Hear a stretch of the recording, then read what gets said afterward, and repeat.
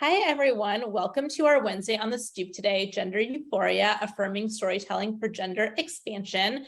Our presenter today is Lior Alay, a gender fluid visionary embodiment artist specializing in somatic sorcery and visual poetry. They teach nude yoga and offer community play shops and holistic healing.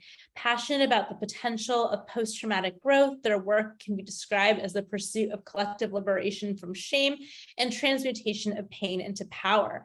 Download free meditations and mental health support tools at www.lioralay.com. I'm going to put that in our chat, and if you're watching on YouTube, it's going to be in the description box. Thanks so much, Lior. Please take it away. Thank you so much for that beautiful introduction. That was so eloquent. I feel like I have my own like car commercial or something. Like I should come out with like cookies at the end. Fantastic. Yeah. I'm super grateful to have this space with Blue Stoop. I've taken many of their classes over the years, and it's been super supportive in finding community. And in finding, writing that relates to my body and my embodiment journey. So I hope that this brings you a little bit closer to that as well for yourself. And so I'm going to give you a rundown of what we're going to do, and then we'll walk through it because I'm being pretty adventurous with everything that I want to get done in a 1 hour time frame. So that's totally okay. We have one person coming in late, which is totally cool. Just want to let them know that it is recorded so they're not surprised. So this is a two-part exercise. The first is created by the Oakland Men's Project, and that's just to sort of get us like warmed up. This can be its own exercise on its own, but we're just going to do it as a little warm-up to get us outside of and like aware of the stereotypes that are at play. And then stepping outside of it, the second part, we're actually going to be drawing on our own internal experiences to generate narratives that are gender expansive after we go through and we're like, okay, where are we still a little stuck or a little contracted around gender? So I'll start off just with like a quick, like, okay, gender and sex are separate things, right? Sex is the anatomy of your body when you were born. There are intersex people that exist. They're as common as redheads. So there are people in between. And then also with gender, right, we have people on both sides of the spectrum. And this has to do with how you relate to your experience as a socialized being in a cultural context, right? So you're going to take a sheet of paper and you're going to draw some stuff on it. You're going to make two boxes. And one of those boxes says, act like a man. One of those boxes says, act like a lady or a woman, your choice of terms. And make them as big or as small as you want.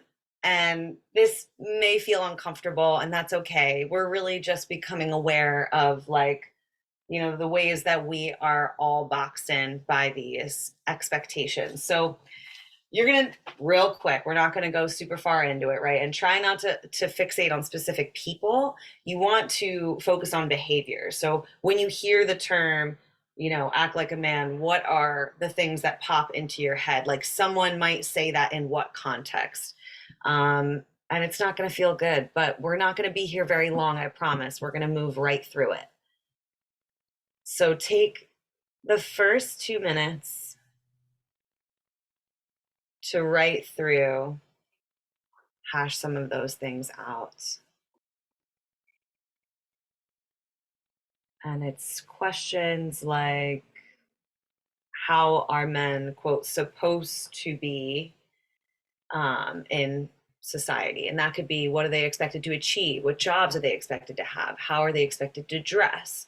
How are they expected to behave? How are they expected to handle conflict? How do they experience or express their emotions? Which emotions are they allowed to have? All those sorts of things belong in there.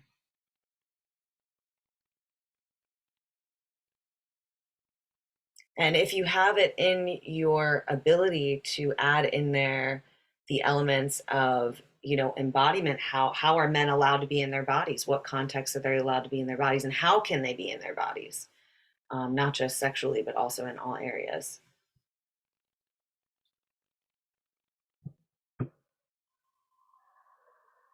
And as you're writing, just sort of noticing if there's any sensations that are coming up for you. Like maybe you're noticing your posture changing in response to thinking about those ideas.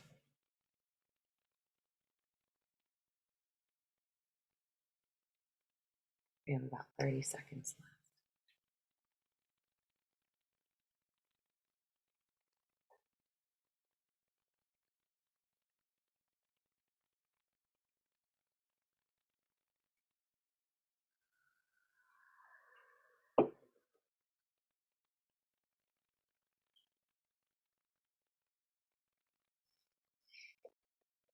All right, and finishing up your final thoughts there.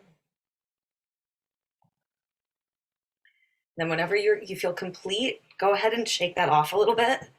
Like you can get up, swing yourself around, like physically like exit that. Okay. All the shoulds associated with that, we're just gonna like get out of that really quick. So 10 seconds, as much or as little as you want.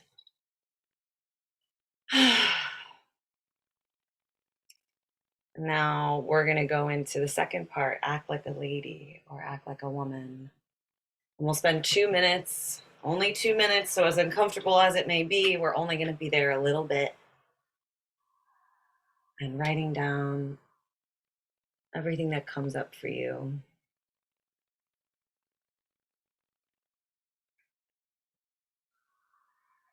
How are they expected to behave? How are they expected to dress?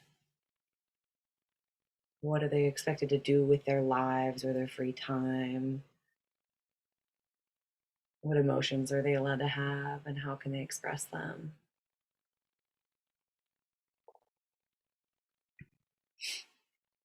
You might hear someone use the phrasing, a real woman would.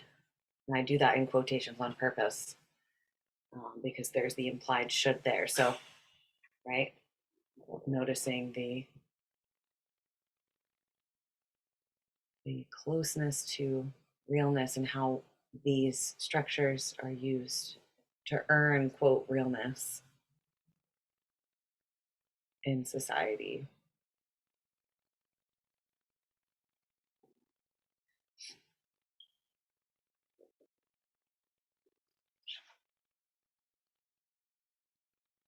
And expanding to include how are women or ladies permitted to be in their bodies?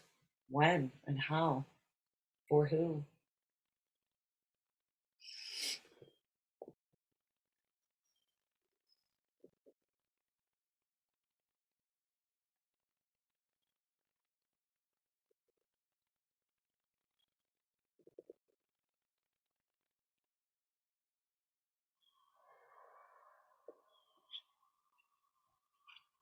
And finishing up your final thoughts. And when you feel complete, again, shaking it off, get up, move around, take a drink of water, take a deep breath, maybe make a little noise, something to just exit all of.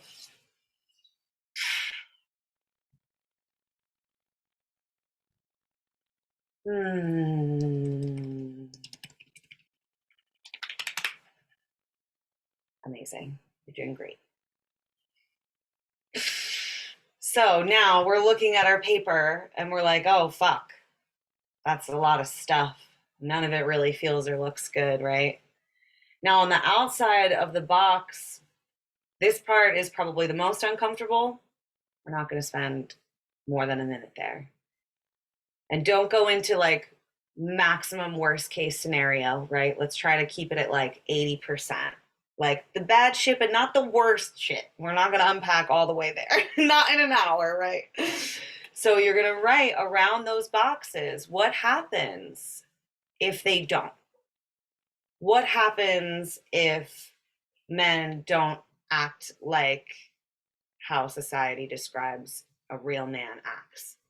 What happens for a woman if she does not act the way she's expected to act, right? And we'll just spend 1 minute there.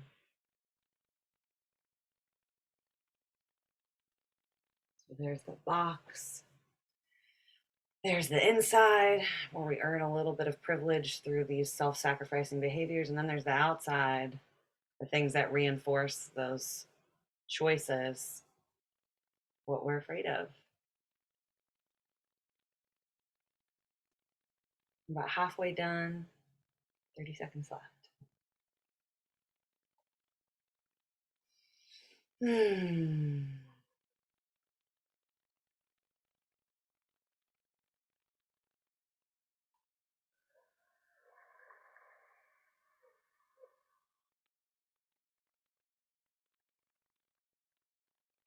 And finishing up, last 10 seconds to complete your thoughts.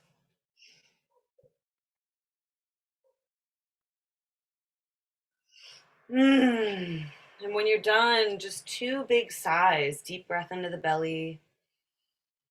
Let the lips be loose.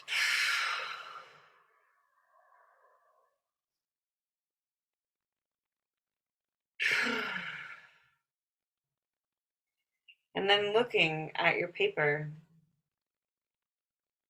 in this maze that society has created. It's pretty messy. As you look at it, like, do you think there's anybody who falls inside of either of these boxes all the time? Does anybody fall in these boxes like ever? Even? Really?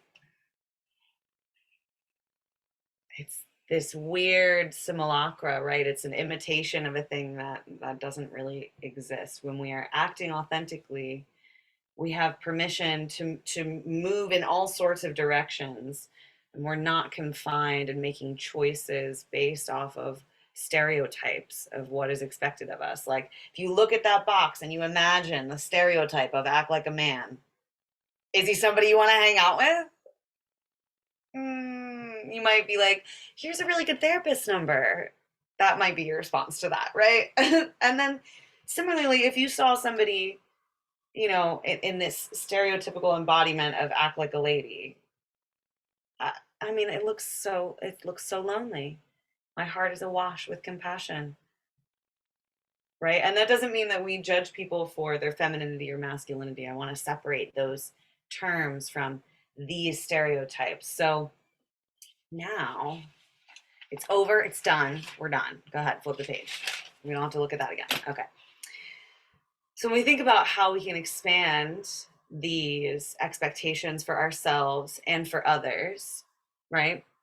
We can start by reflecting on the fact that each of us has feminine and masculine attributes. So now we're going to create 2 lists. They could be circles, they could be columns, it could be just writing on one side of the page in a different color pen on the other side. You're going to look at yourself and how you show up in the world and what feels really, really good for you. We're only going to focus on positive examples of this in ourselves. And I want you to write on one side the things about you that you love that are feminine, and separating them from the expectations of society's version of femininity. Anything that you do, anything that you like, anything that you wear that is feminine to you feels soft, feels feminine. That's all that it needs to be true. So we'll spend 2 minutes there and a little bit of adoration, right? Like, oh, I really admire these qualities in myself. Or it could be in others, right? It could be that you love this feminine thing in other people, or this feminine expression in other people, because they're just a reflection of you. So still counts.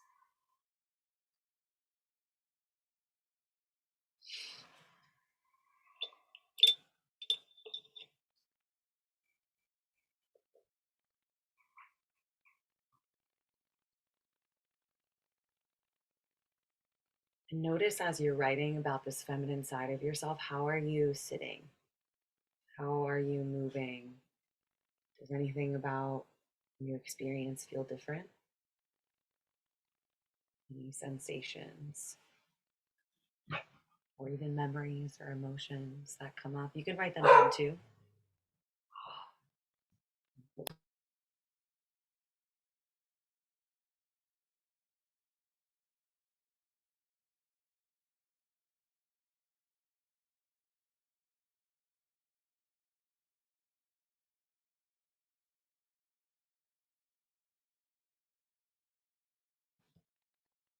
Got 30 seconds left.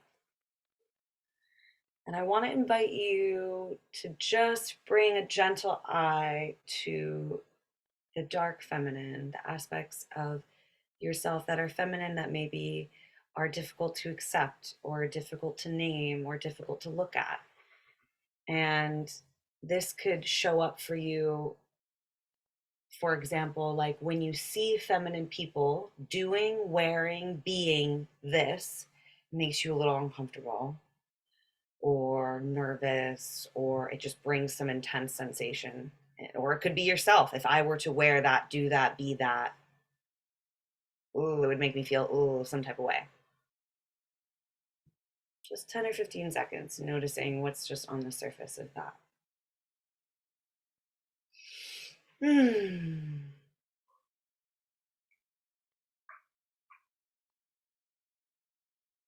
finishing up when you feel complete, just taking the hands to heart center.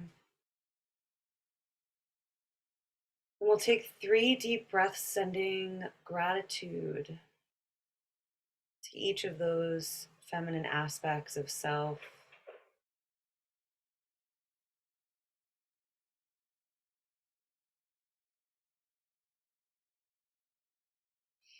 And then coming back to your page,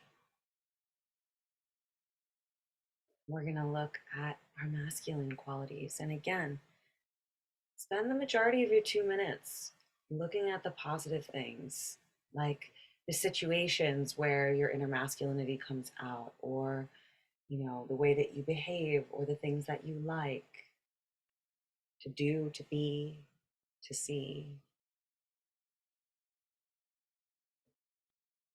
Writing them on the opposite side of the page or in a different color ink.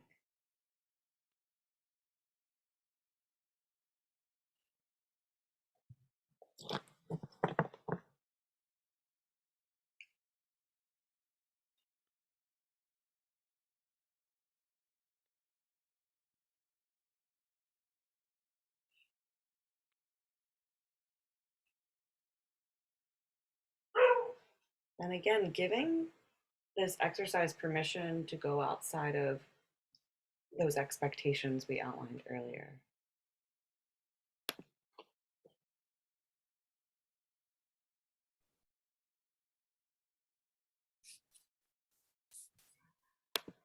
For those who are just joining us, we are spending the next minute writing on one side of the page the masculine aspects of ourselves that we love or appreciate.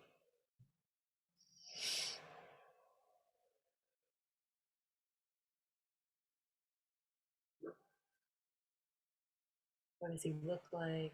What does he sound like? And here's your invitation to go a little deeper and notice the dark side of your masculine. Maybe there are parts of you that are hard to accept, are hard to admit to, make you uncomfortable, or embarrassing. Just noticing lovingly and writing them down too. Could be also the aspects of masculinity that you see outside of yourself, embodied in other beings, that makes you really uncomfortable or upset.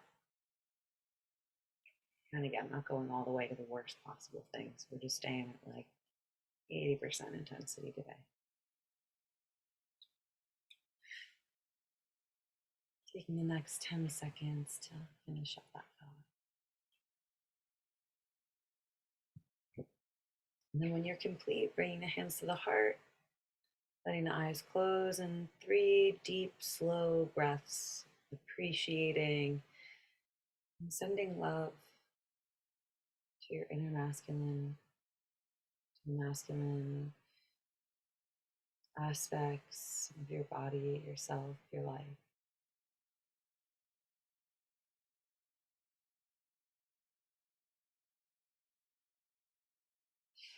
And then just go ahead and take your paper with all of its words written on both sides and just witness this little snapshot of you and how you feel about you today in this moment. Notice, is there any overlap? Like, Were there any things on your masculine list that might have fallen in the act like a woman box? Are there any things on your feminine list that might have fallen in the act like a man box? Are there things that fall totally outside of it? And how many of these things fall completely outside of both of those boxes?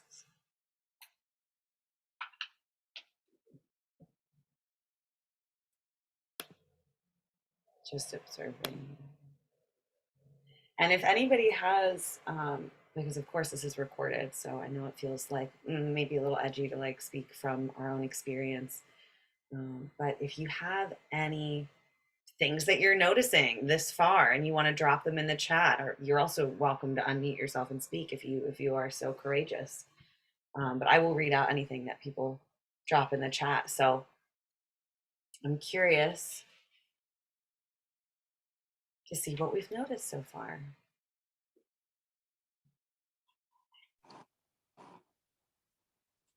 Yeah, go ahead. I don't mind sharing.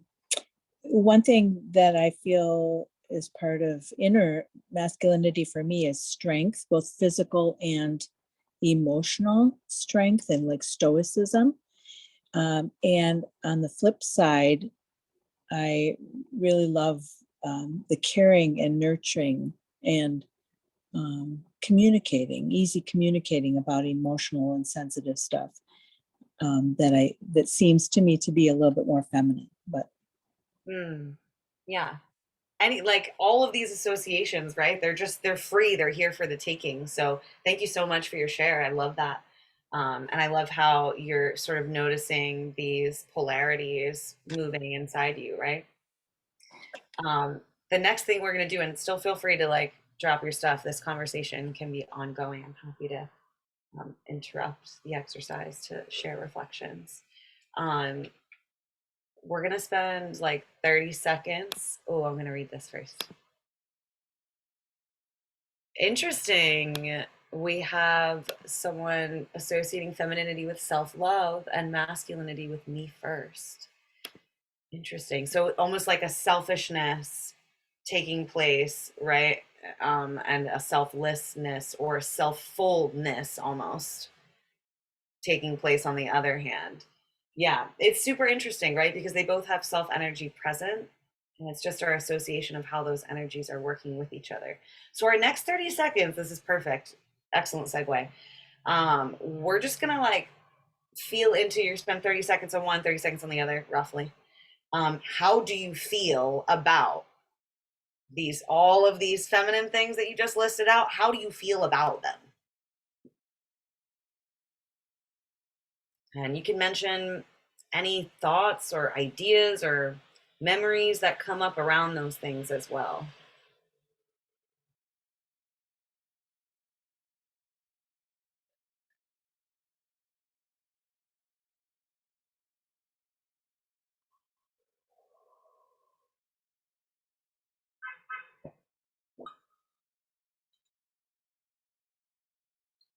And whenever you're ready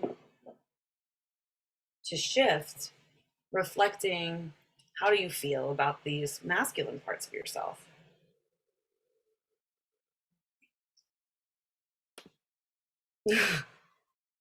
Noticing some stereotyping coming up even within us. Yeah. Feminine being to find things and the masculine being to fix things. Yeah. There's all these associations that come out of the woodwork.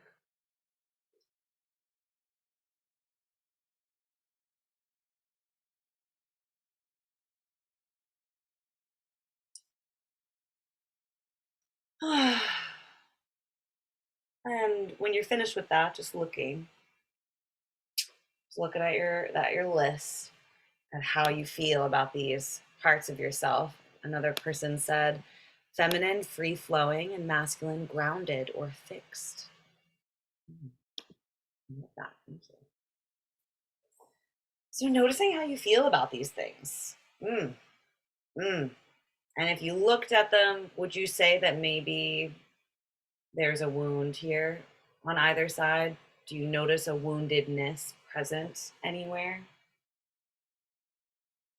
We don't have to do anything about it. It's not good or bad. We're just going to notice, right? We can only do so much in an hour. We're just observing.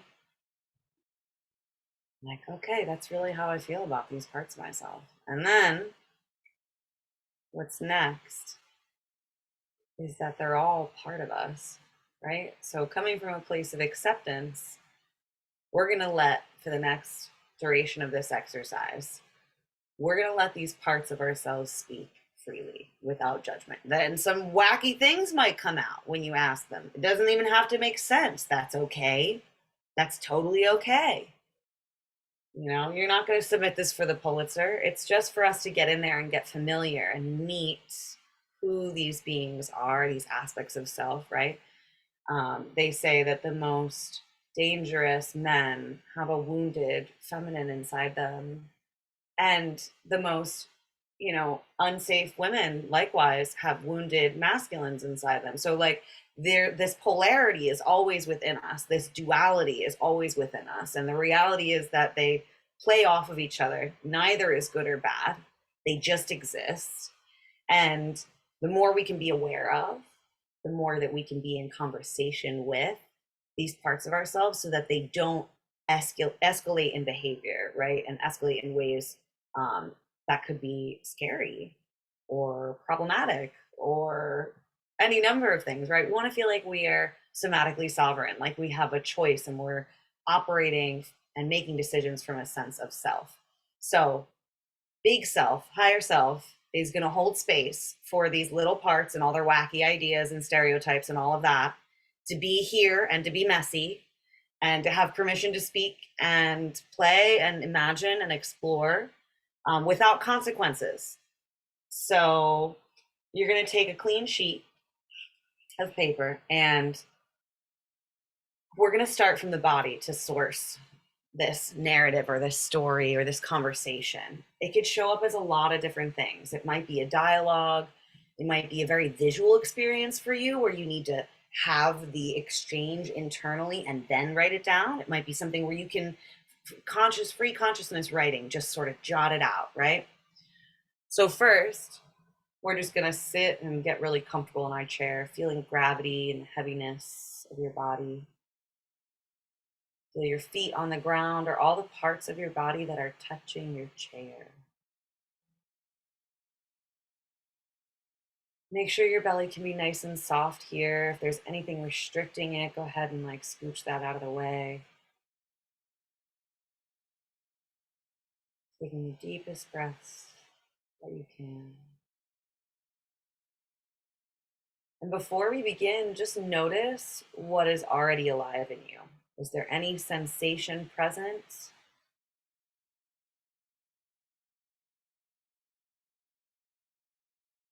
Any thoughts, feelings, emotions? What can you notice?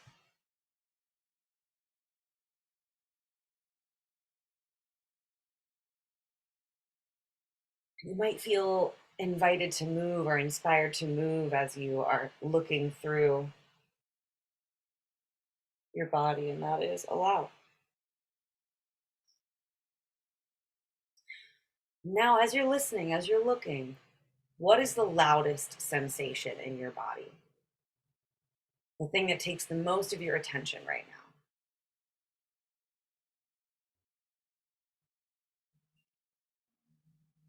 And make a choice as you look at it, right? Is this thing intense enough for me to work with, but not so intense that it's going to be overwhelming, right? Don't open your whole Pandora's box right here. But if it seems bite-sized, it seems like something you can work with, then that's what you're going to engage with.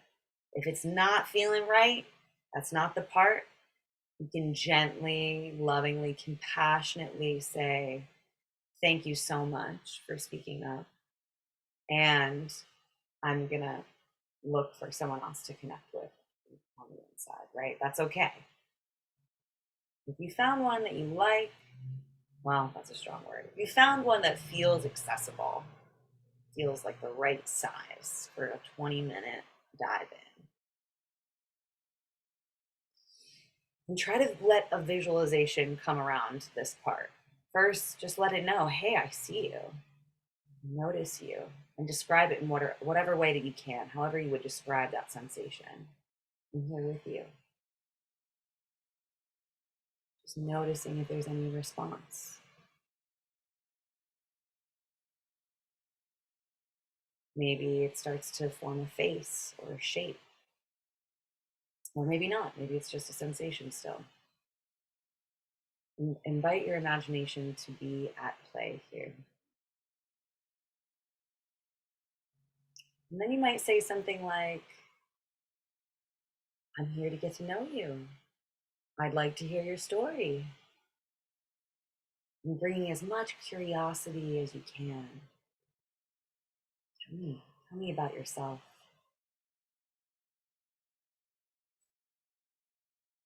And just listen, sink into that.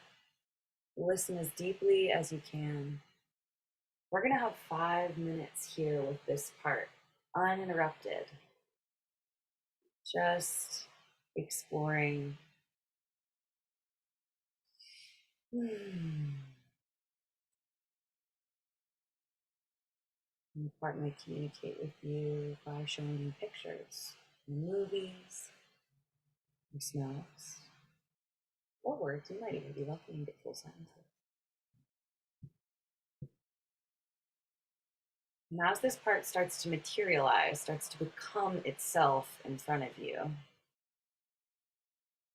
then you might say something like, my name is, what's your name? What are your pronouns? Just start there. What are your pronouns? How should I address you?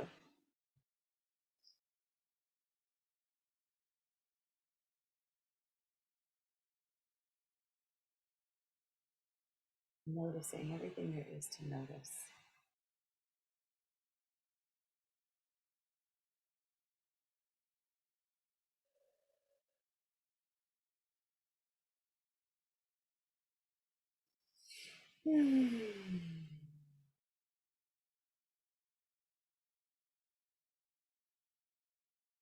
Staying connected to your breath, and of course, if it becomes too intense at any point, you can open your eyes and come back to your space, your safety, and coziness.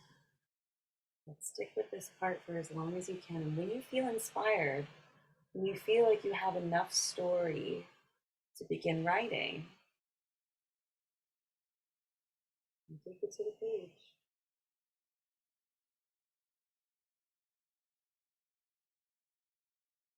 If your part needs more questions, you could ask things like, what do you need to know? Or how did you come to be?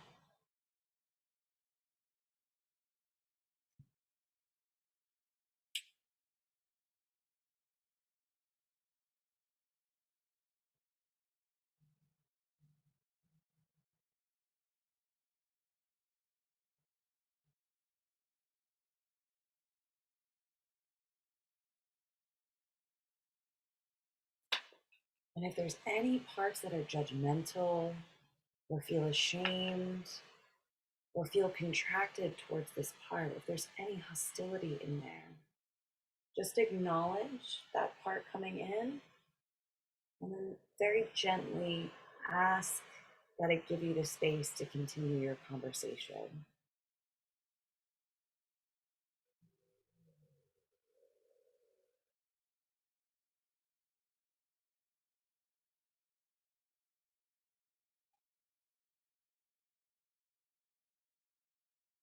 Two minutes left.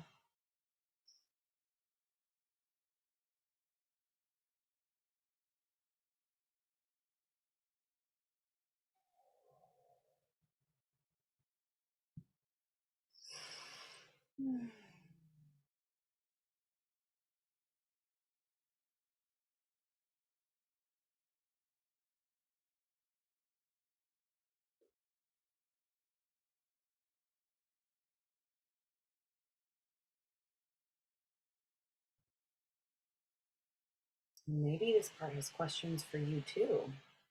Maybe it wants to ask you things. That's okay too.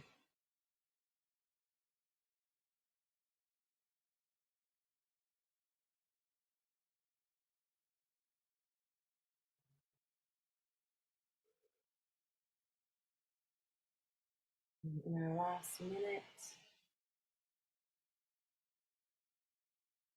whenever you feel complete and your part has said its piece, make sure that you close by saying something like, "Thank you so much. It's been really special to connect with you. And I'm still here, but I am going to go for now. And I'll see you again." And maybe there's something that your part wants before you leave, like a hug or a cozy little nap space or a onesie or some food or a kiss on the forehead or to be potted in a plant. Anything. Go ahead and give it that little bit. And then deep breath. Sigh it out as you come back into your space. Maybe you want to shake the hands out. Maybe a drink of water.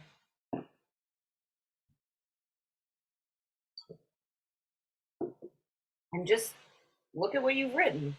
You don't have to read over every little thing, but just looking at that part and noticing, would you call it a boy? Would you call it a girl? Would you call it a man? Would you call it a woman?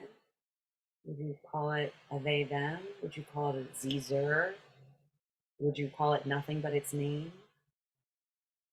Would you call it a color instead? Like just noticing, how would you describe it? That being you got to know. And of course, including the pronouns that it gave you.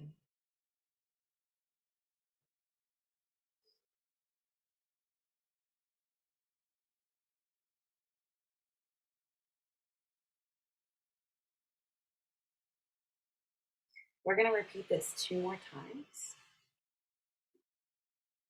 I think we should have that. Okay. So going back into your body once more, and maybe there's a little adjustment you need to make. Maybe you could be like 10% more comfy if you just did this one little adjustment. And taking the time to take that, whatever it is. And now looking into the body again and becoming curious about the stories and memories and sensations that are inside here.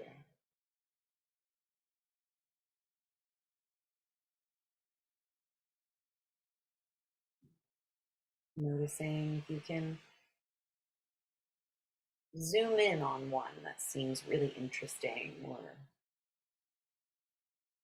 it's trying to get your attention. And wherever it lives in your body, go ahead and put your hand there. Maybe you're noticing it coming in a certain place. Just put some supportive touch to that area. And begin your dialogue. Hi, hello. My name is. What's yours? What are your pronouns?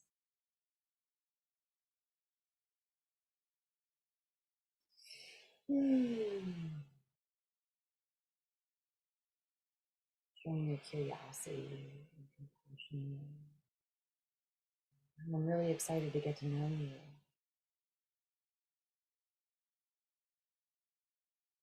I would love if you wanted to tell me your story.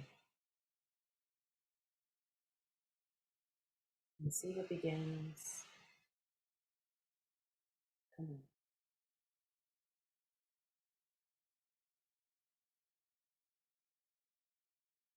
Noticing the age of this part. Is it a little? Is it a big? Is it somewhere in the middle?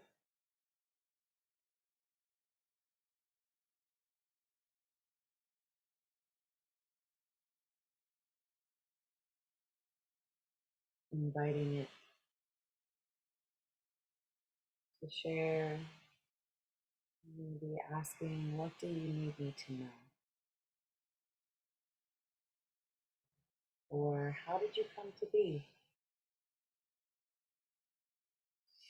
And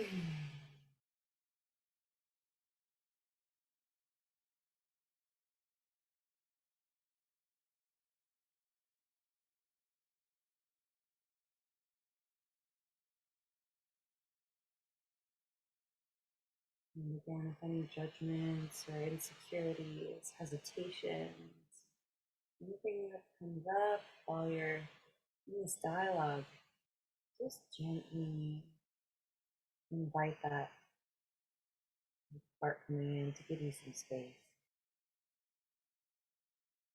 And some time.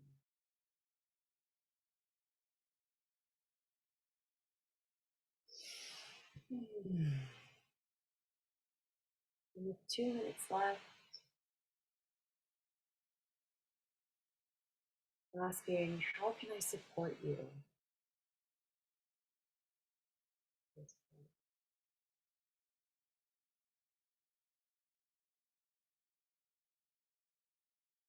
And then it doesn't have to answer in stuff that's real life. It could answer in imaginary stuff. It wants you to dive under the sea and explore the Mariana Trench with it. That's okay.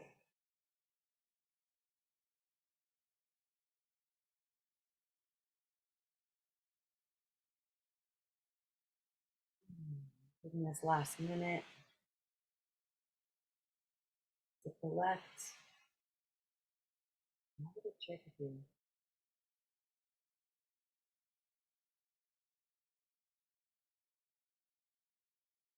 And of course, sending love and gratitude and appreciation. Thank you so much for connecting with me. I'm going to move on, but I'm not leaving. I'm always here.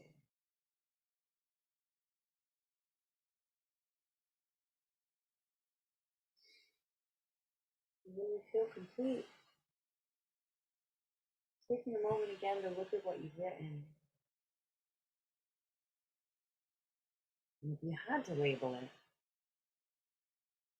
what would you call it?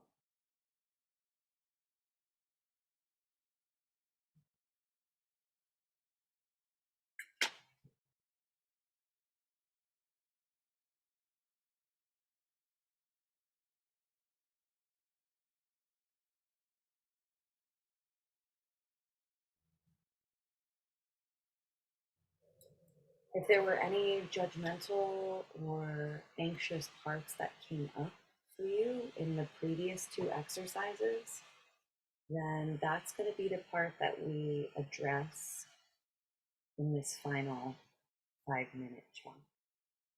If you didn't experience any judgment or interjecting parts when you were trying to work one-on-one, then you'll just go back in and look the same way we looked the first 2 times. So taking a deep breath, dropping into the body, relaxing as deeply as possible, noticing what you can notice. If you're looking for those judgmental parts, the parts that were resistant when you were diving those other times, you can call them in now. Hey, you spoke up earlier, and I wasn't able to give you my full attention, but I'm ready now.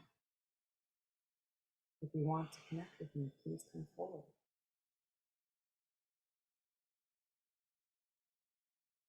And maybe it's more than one part, and that's okay. We're only going to pick one to do this exercise with. You can always come back and repeat this. So if there's multiple, just reflecting that back to them. Hey guys, thank you all for showing up. And as you look among them, figuring out, who really needs me the most right now. You can even ask them, maybe one step forward.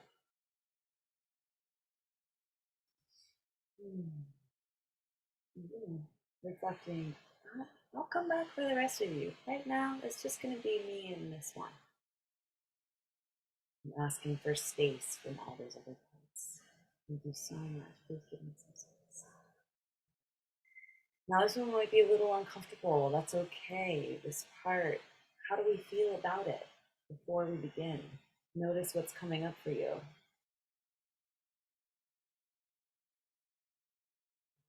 And see if you can connect with that self energy, that unconditional, loving, compassionate energy. And bring that curiosity to this part. Hello. Introducing yourself. I'm asking, I would love to get to know you better. May I have your pronouns?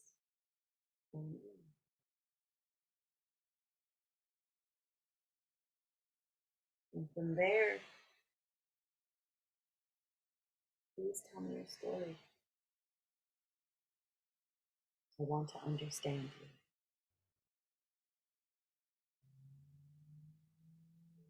And sitting with whatever fear, whatever memory, anxiety, or shame, or judgment, whatever comes up. You need to fix it or do anything about it. Just here to observe. And whatever emotions you witness moving through this part of you, validate them. I can totally understand why you would be afraid of that. I totally understand how that would make you so angry. That would make me angry if I were you. Whatever the experiences that they're having, just validate them. And then moving into, how can I support you? We're just going to totally skip how did you come to be, because a lot of times these protector parts, they come to be in ways that are really a lot to deal with and a lot to look at, and sometimes even traumatic. So we're just going to focus on, okay, what can I do to support you?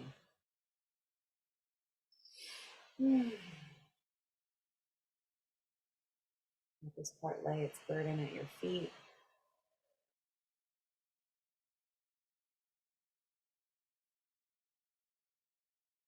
And take the last minute to a minute and a half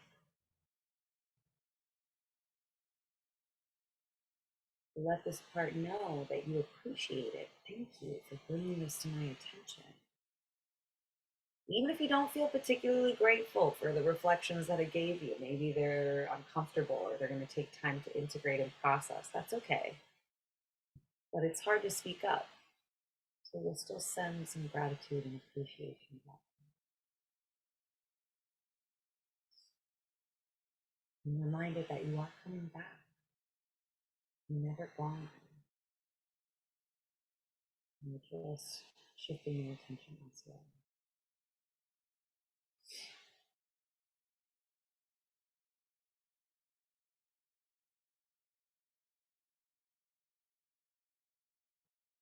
And wherever you felt that part inside your body, giving some gentle touch there, or stretching into that place, or doing both, holding and stretching. And taking off. And then looking now at your third interview, you could call it. Your third story, body story. And what would you call this part? Is it she, her, he, him, they, them, Caesar? No pronouns at all? No gender at all? That's an option. All of them? Fluid? And looking at the three reflections of yourself that you've done today, these are just three of a million parts that are inside you. You're just noticing. Maybe if there are any things that you notice that you find to be surprising or valuable or even kind of contradictory or uncomfortable, and you want to share them in the chat, feel free. Or in your own voice, of course.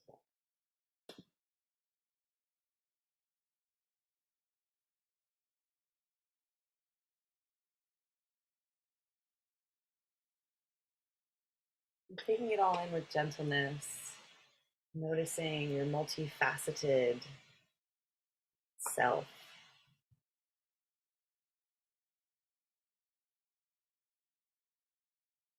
How do you feel about them?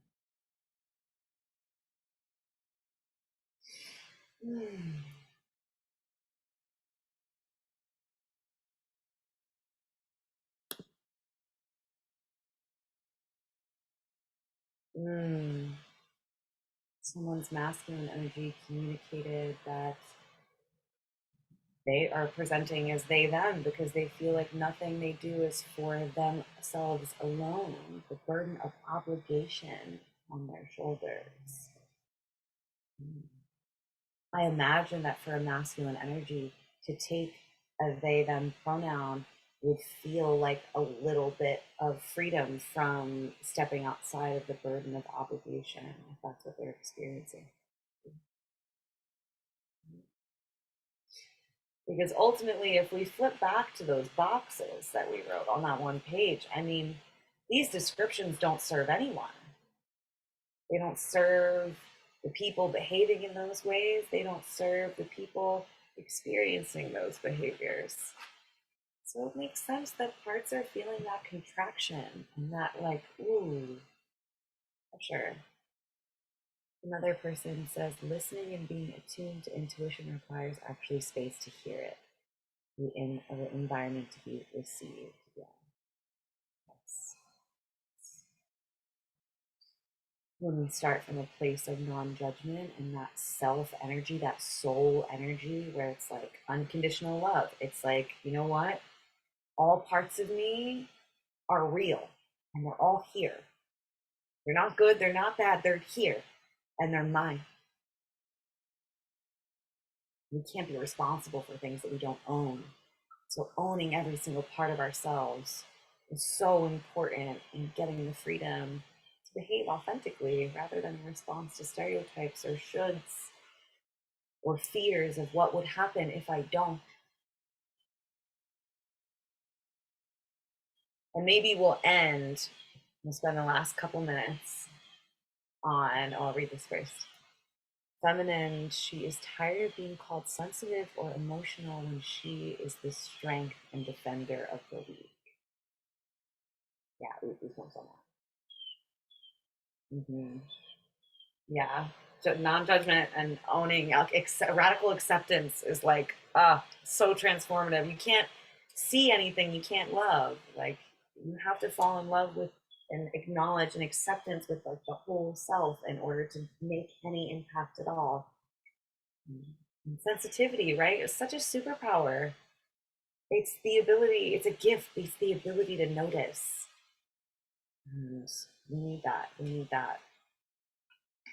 So finish up your practice today. Spend like 2 minutes writing about a time where somebody did or said or wore or expressed or sung or danced or they did something that made you feel like safer in your body to do that thing or to express yourself, whether it's like you saw somebody boldly expressing their femininity in this way and it made you want to do that or to give that a try, or if they can do that, I can do that.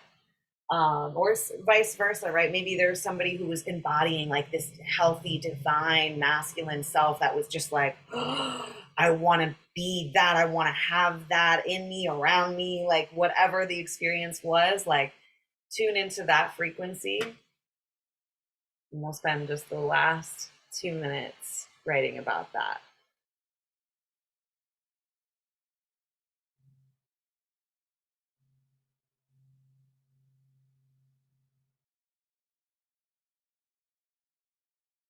And if you want to share it in the chat, you can.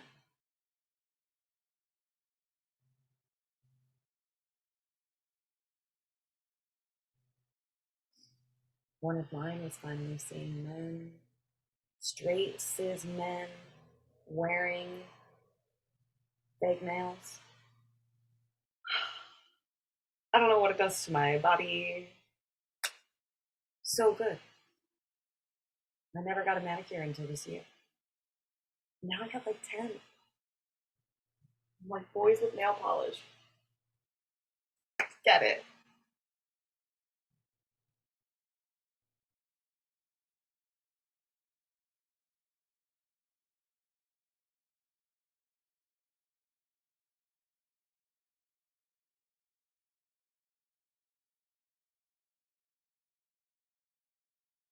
Maybe ending with some gratitude. Wow, thank you, person, for being so free in your body that it was contagious and gave me a little bit more freedom too. Maybe there's many examples. Maybe you're popping off and you're like, oh my God, there's these people I see every day that give me gender euphoria. These are just all these things.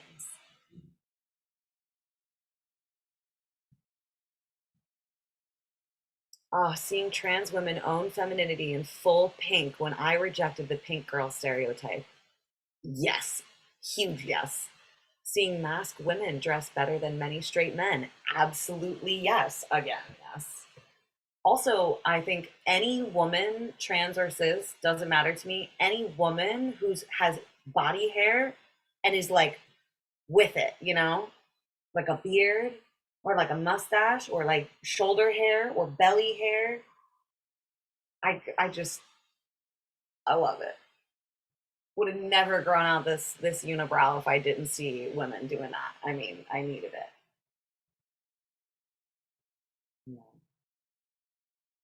Yeah. So we only had one question left that we didn't get to. So I paced our session pretty well. I just have so many things that I want to do with y'all, you know? It's really fun. Gender's a great topic to do. I'm gonna leave you with this, and you can decide to do it on your own time if you want. And that's just to describe moments where you have experienced euphoria in your body and in your gender as well. Feel free to email them to me if you want. I'd love to hear your stories. Thank you. Thank you so much, Leor. What a wonderful session. And thank you to everyone who's been here, who's been sharing. It's just a really special space.